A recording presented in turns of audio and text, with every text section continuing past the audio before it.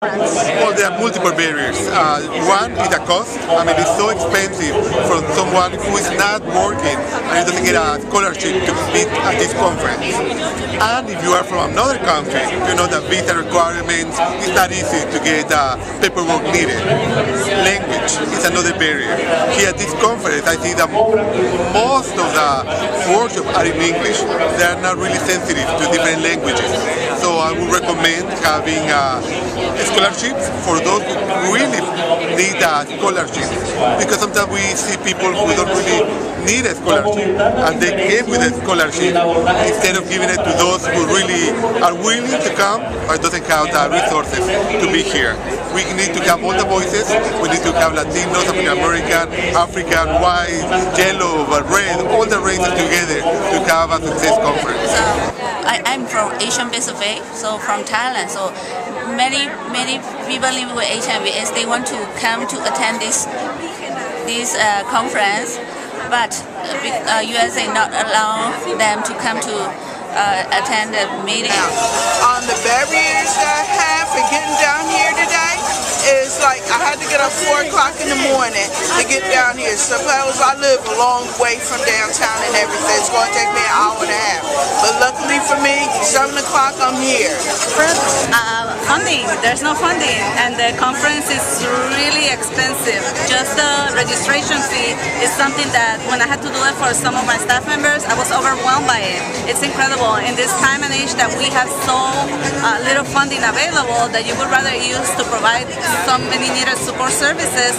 It's incredible that you have to spend it to come to a conference like this. It should be more accessible. But a lot of women that are in Cleveland that I know were unable to make it to the conference because of lack of funding. So we had one agency who did 3 big scholarships, and my agency was lucky enough to get one of those. But if we didn't get that scholarship, I wouldn't be here.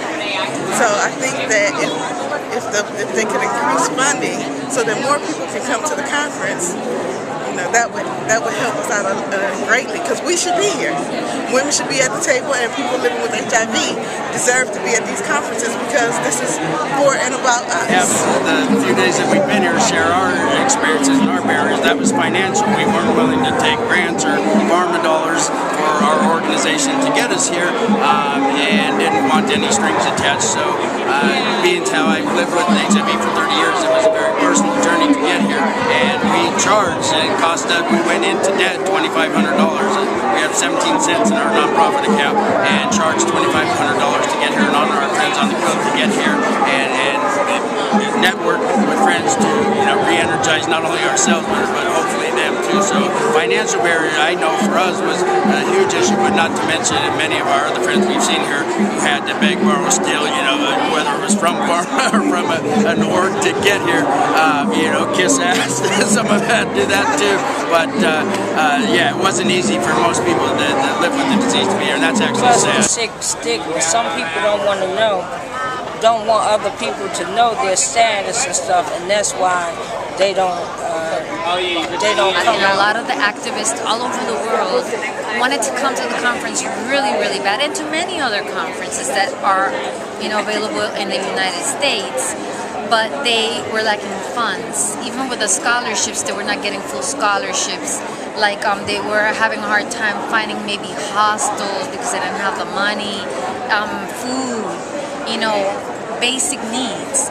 This is an extensive conference and it's expensive, and with the economy, the reality is that that's why a lot of people can't participate.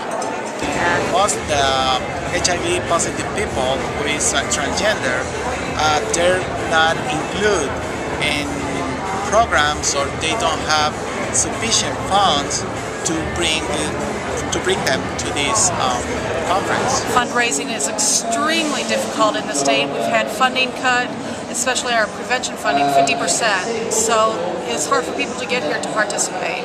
I think one of the barriers is money because of the cost of the conference. I went to check it out online, and when I saw the cost, I was like, oh no, I can't afford that. And then transportation to come down. If you want to stay for more than one day, then it's the hotel room you have to stay. So I was thinking, I said, is this conference is not for your average person with HIV? Who's the conference really for?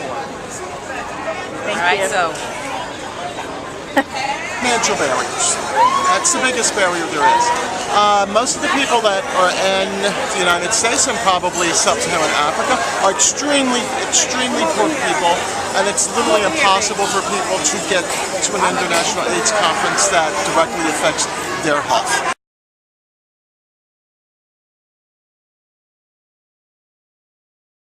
Now, ACT UP Philadelphia has brought 500 people to this demonstration, poor people that cannot even go into a conference about their own health. So people need to hear that. These are 500 people. Many are living with HIV and AIDS or at high risk.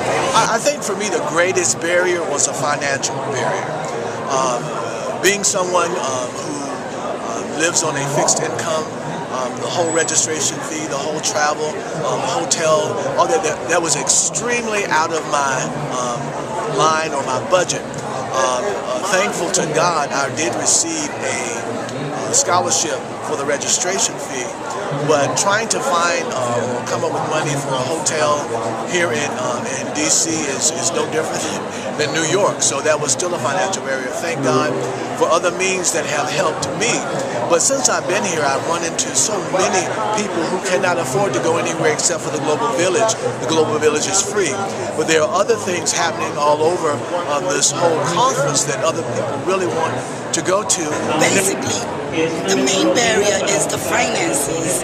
To be able to attend such a big conference, I'm here myself because I wrote an essay and I got a scholarship through Inland. Otherwise, I would not be able to participate and be able to acquire so much knowledge or even interact, to be network, to better serve my community.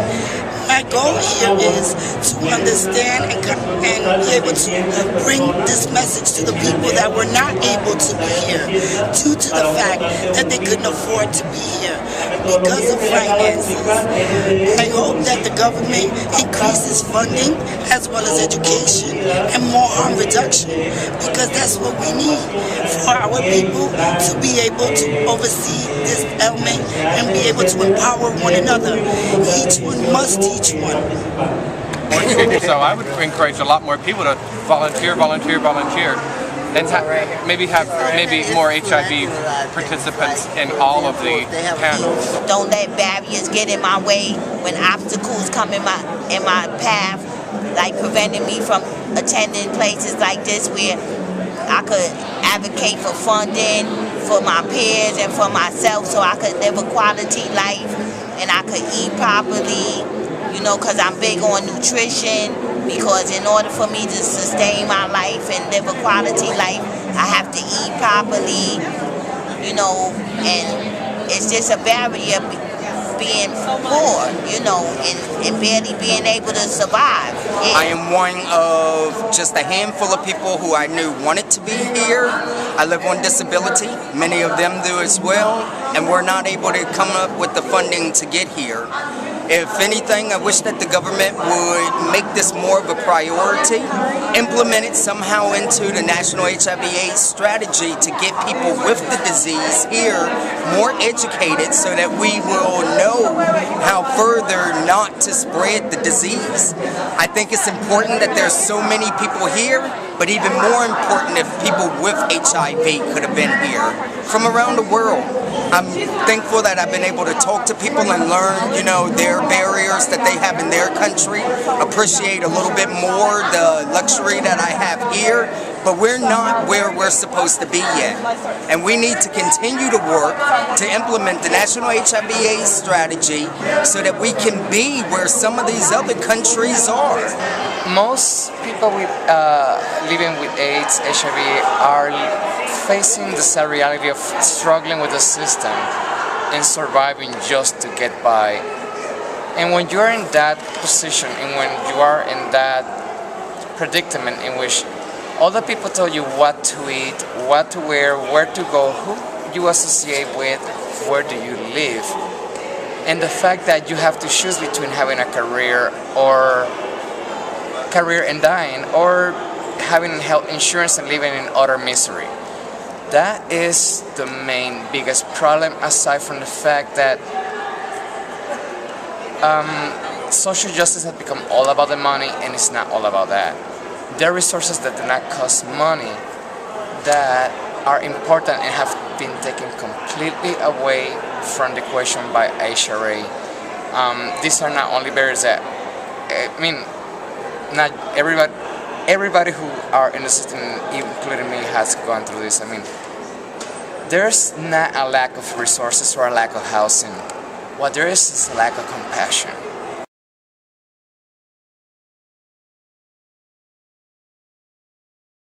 The U.S. government or every government push UN to support to the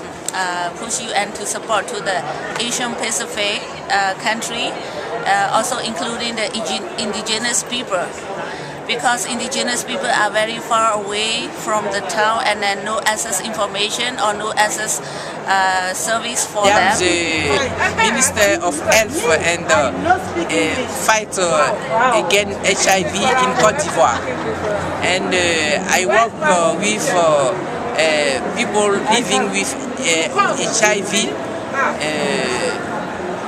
many years. It's important to include those persons in all politics.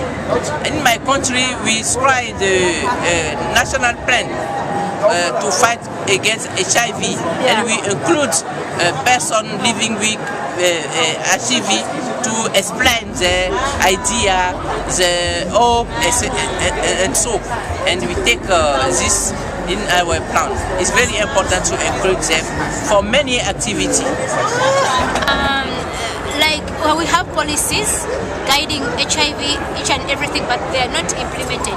So what I'm appealing that let them put the policies in the language people understand, and not let them put policies on only papers. We need policies to be implemented, not only putting the policies on papers and they put them in the capitals. So what we need is let the policies be implemented up to the ground, like if it's translating the policies into the people, the language people understand, let it be like that.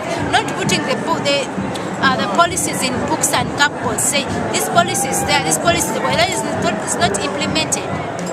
And also there are so many commitments the government end up signing, but they don't fulfill those commitments. Okay? If they said by 12 or 15, they should increase on the health funding, but so far almost nothing has been done in other countries. These commitments they got signed, but really they don't fulfill what they have signed for.